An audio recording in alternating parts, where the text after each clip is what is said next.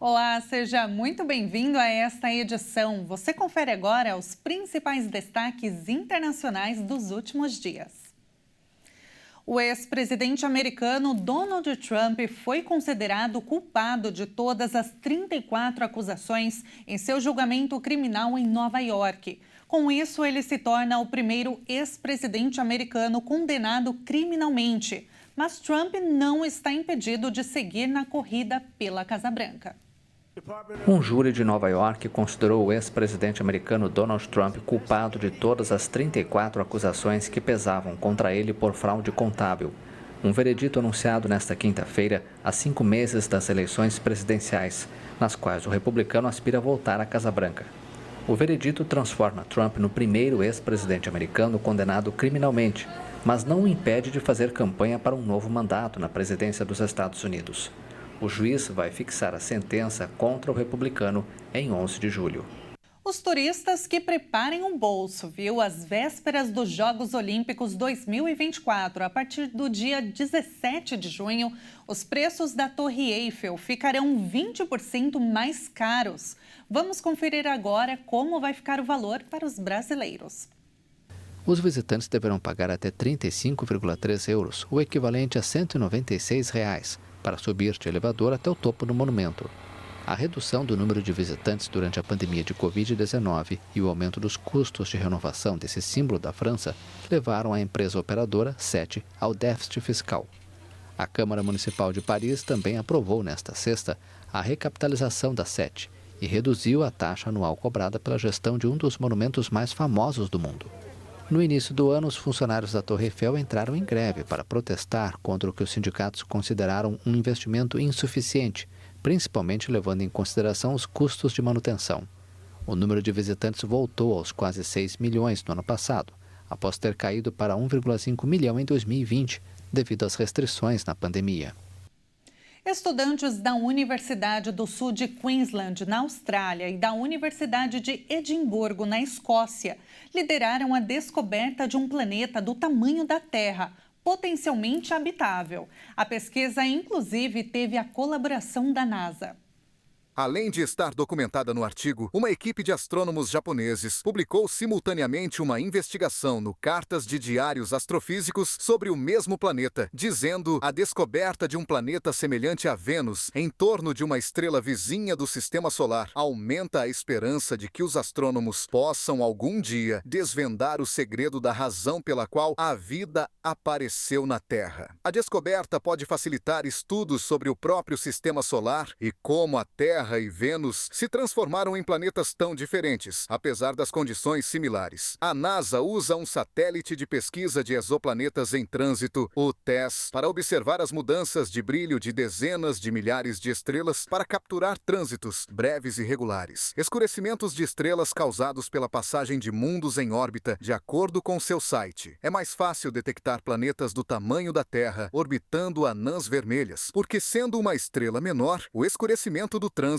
é maior e a massa mais baixa significa que o planeta em órbita produz uma maior oscilação ou movimento reflexo na estrela. A NASA disse que Gliese 12b é um bom candidato para estudos adicionais usando o telescópio espacial James Webb. Um proeminente astrônomo norte-americano disse estar certo de que há um novo planeta à espreita ainda mais perto de casa. Um professor de astronomia planetária do Instituto de Tecnologia da Califórnia disse que não via como poderíamos ter um sistema solar sem o planeta 9. Durante anos, ele disse que os caminhos peculiares de vários objetos ao redor de Netuno mostram a atração gravitacional de outro planeta, mas ninguém foi capaz de encontrá-la. Num novo estudo, ainda não revisto por pares, Brown e a sua equipe realizaram simulações e concluíram que havia uma probabilidade de 1 em 1 milhão de o planeta 9 não existir. A emissora japonesa NHK revelou um vídeo do foguete que supostamente transportava o satélite espião que a Coreia do Norte informou não ter colocado em órbita. O lançamento foi criticado pela Coreia do Sul e pelo Japão. A rede japonesa NHK transmitiu imagens de um foguete que acredita-se que transportava o satélite espião que a Coreia do Norte tentou colocar em órbita. As autoridades norte-coreanas relataram que o míssil que transportava o satélite espião Maliong-11 explodiu no ar durante o primeiro voo. De acordo com a Administração Nacional de Tecnologia Aeroespacial, a causa do acidente foi um problema no motor de oxigênio líquido e querosene. A NHK disse que gravou o vídeo no nordeste da China, coincidindo com a tentativa de lançamento. A Coreia do Norte notificou o Japão na segunda-feira de que planejava colocar outro satélite em órbita após uma tentativa bem-sucedida em novembro e 2 fracassos no ano passado. O Estado-Maior Conjunto em Seul afirmou que muitos fragmentos do projétil foram detectados em águas norte-coreanas e tanto os Estados Unidos como a Coreia do Sul estão analisando se o projétil teve um voo operacional. O Japão confirmou o lançamento. Várias resoluções das Nações Unidas proíbem a Coreia do Norte, que possui armas nucleares, de testar tecnologia balística. O Comando Indo-Pacífico dos Estados Unidos informou que o lançamento pode desestabilizar a situação de segurança na região e fora dela. E após 7 anos de tentativas, o Congresso colombiano aprovou a proibição de touradas e outros espetáculos que envolvem maus tratos e abusos de animais. A nova regra valerá a partir de 2027. É uma decisão histórica em um dos países com maior tradição nesse tipo de evento nas Américas. Com 93 votos a favor e apenas 2 contrários, a Câmara dos Representantes deu luz verde ao texto. Agora, só falta a sanção do presidente da Colômbia, Gustavo Petro, para se transformar em lei. Até a entrada em vigor da proibição daqui a 3 anos, o governo buscará alternativas de emprego para os trabalhadores que dependem direta ou indiretamente das touradas. A proibição inclui outros espetáculos típicos parecidos às touradas com bezerros e novilhas. Até agora, a autorização ou proibição dessa atividade dependia de cada cidade. Em 2018, a Corte Constitucional tinha permitido as touradas em cidades e povoados em que as têm em suas raízes culturais e delegou as possíveis restrições ao Congresso. Com isso, a Colômbia se junta à lista de países que proíbem as touradas na região, como Brasil, Chile, Argentina e Uruguai. Agora a gente fala sobre a Venezuela, porque faltando 2 meses para as eleições presidenciais que vão acontecer no dia 28 de julho, a autoridade eleitoral anunciou que retirou o convite feito à União Europeia para observar o pleito. O anúncio foi feito pelo presidente do Conselho Nacional Eleitoral, Elvis Amoroso. A medida foi tomada depois que o bloco ratificou sanções contra funcionários do governo de Nicolás Maduro. Na metade de maio, o bloco ratificou sanções contra 50 funcionários, embora tenha suspendido temporariamente a de Elvis Amoroso, que então qualificou a medida de chantagem. Outros 3 ex-diretores da instituição também foram beneficiados. Amoroso respondeu agora ao bloco que seria imoral permitir a participação, conhecendo as práticas que chamou de neocolonialistas e intervencionistas contra a Venezuela, não sendo grata a presença em um processo eleitoral tão importante, ressaltou. Além da União Europeia, Caracas convidou em março o Centro Carter, o Grupo BRICS, formado por Brasil, Rússia, Índia, China, África do Sul, a Comunidade de Estados Latino-Americanos e Caribenhos, a Comunidade do Caribe e a União Africana para acompanhar as eleições. Nicolás Maduro vai tentar um 3º mandato, que o projetaria há 18 anos no poder. E na Itália, um museu de antiguidades abriga objetos roubados resgatados. Para o diretor, o local é educativo, pois destaca todos os perigos do tráfico internacional de obras de arte e antiguidades. Um museu de Roma abriga obras recuperadas após serem roubadas e vendidas no mercado negro global. O Museu dell'Arte Salvata, em português Museu de Arte Resgatada, é um santuário para as peças instalado nas termas de Diocleciano, no centro da capital italiana. Este museu é único no mundo, porque não possui um acervo permanente, mas apresenta constantemente novas exposições baseadas em recuperações realizadas na Itália. Além disso, é um museu educativo, que destaca todos os perigos do tráfico internacional de obras de arte e antiguidades.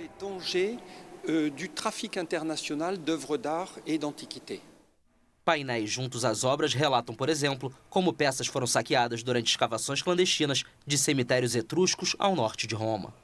O texto ainda explica como foram levadas ilegalmente da Itália através de redes de antiquários e sua venda a colecionadores estrangeiros. As escavações clandestinas fazem a gente perder o contexto da descoberta dos artefatos. Este contexto hoje é parte do trabalho arqueológico. Isso representa aproximadamente metade do valor científico da peça. De acordo com o arqueólogo francês Stéphane Verger, alguns objetos foram vendidos ou doados a grandes museus americanos. Há anos, a Itália iniciou procedimentos jurídicos e diplomáticos para recuperá-los. O retorno das obras é motivo de alegria, mas também de trabalho na verificação do estado do objeto. Não há rastreabilidade dos artefatos porque é possível ter havido falsificação das peças. Falsificação total ou falsificação através de restauração abusiva. Por exemplo, a decoração de um vaso pode ter sido repintada, o que distorce completamente a imagem científica e museográfica das obras roubadas. Fausse complètement la valeur scientifique et la valeur muséographique aussi des œuvres qui ont été pillées. O museu pretende apresentar as obras recuperadas em exposições temáticas. O estado transitório faz ecoar a maneira como o local foi concebido, em movimento perpétuo. Ou seja, em cada exposição, o museu deve mudar de formato para valorizar as antiguidades que acolhe. E um grupo de cientistas na Finlândia implantou uma nova tecnologia para cultivar proteínas a partir de células alimentadas por ar e eletricidade.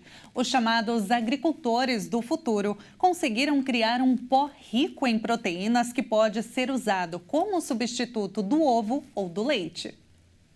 Em uma fábrica finlandesa, os agricultores do futuro fabricam uma proteína comestível alimentada por um micróbio com ar e eletricidade.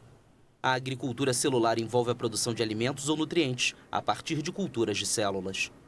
A nova forma de produção é cada vez mais vista como uma alternativa ecologicamente correta à criação de gado, uma das principais fontes de emissão de gases do efeito estufa. Queremos resolver esse problema do uso da terra e substituir, do ponto de vista nutricional, os animais para que, no futuro, grande parte da nutrição animal de hoje possa ser produzida, por exemplo, por meio da agricultura celular e possamos deixar que a terra agrícola volte a ser selvagem. Os críticos consideram que o processo da agricultura celular não é natural, que consome muita energia e é caro. Para resolver isso, o grupo Solar Foods foi um passo além. Na fábrica recém-inaugurada perto de Helsinki, os cientistas implantaram uma nova tecnologia para cultivar proteínas a partir de células, usando ar e eletricidade. Solen é uma proteína unicelular que produzimos por meio de uma tecnologia chamada fermentação gasosa. Cultivamos o organismo unicelular, que é muito rico em proteínas, alimentando-o com hidrogênio e dióxido de carbono como matéria-prima principal. Esse é o ponto em que podemos desconectar a produção de alimentos da agricultura. Deixamos o organismo crescer e se multiplicar em nossos bioreatores. Depois colhemos e secamos o micróbio. E esse micróbio em si é chamado solen, um pó rico em proteínas. That microbe itself is called solen, a protein-rich powder. De acordo com um estudo realizado por especialistas em alimentos sustentáveis da Universidade de Helsinki, 1 quilo da nova proteína emite 130 vezes menos gases de efeito estufa do que a mesma quantidade de proteína da carne bovina na União Europeia. A proteína foi autorizada para a venda em Singapura, onde alguns restaurantes a incorporam ao sorvete. A novidade ainda não foi classificada como alimento na União Europeia ou nos Estados Unidos. A inteligência artificial está ocupando cada vez mais espaços. Em um restaurante da França, os clientes agora são servidos por um robô. Este restaurante francês recorreu à tecnologia para preencher as lacunas de equipe. Depois que 2 novos funcionários decidiram que a vida no estabelecimento não era para eles, um robô os substituiu. O BellaBot é uma torre robótica capaz de entregar pratos a várias mesas. Assim como nossos colegas do setor de hospitalidade, enfrentamos problemas de recrutamento. Por isso, decidimos usar um robô. Tivemos que continuar trabalhando rapidamente para atender às expectativas de nossos clientes. Hoje, é verdade que a solução robótica é uma forma alternativa para continuar o trabalho em boas condições. O gerente do restaurante afirma que a decisão foi tomada devido à dificuldade no recrutamento de novos garçons. Publicamos um anúncio e acho que tivemos 2 pessoas que não eram do setor de alimentação para um teste. Ou seja, até demos uma chance a pessoas que não eram do setor. E depois de algum tempo, elas perceberam que aquilo não era para elas. Portanto, depois de 2 fracassos, tivemos que seguir em frente muito rapidamente. Pesquisei um pouco na internet para descobrir o que estava sendo feito e a solução mais rápida e prática, que melhor nos servia, era o robô. Rápida e concreta, que se prêtait au plus à notre cas, c'était le robot. O BellaBot custou 20 mil euros e funciona de maneira simples. Após escanear o esquema das mesas na sala de refeições, o robô pode levar os pratos da cozinha para os clientes que se servem. Em seguida, ele detecta os pratos que estão faltando e recomeça o trabalho. Os clientes que frequentam o local têm opiniões distintas sobre o novo funcionário. Não me importo, desde que isso não tire os empregos. Acho que isso os ajuda a serem atendidos mais rapidamente.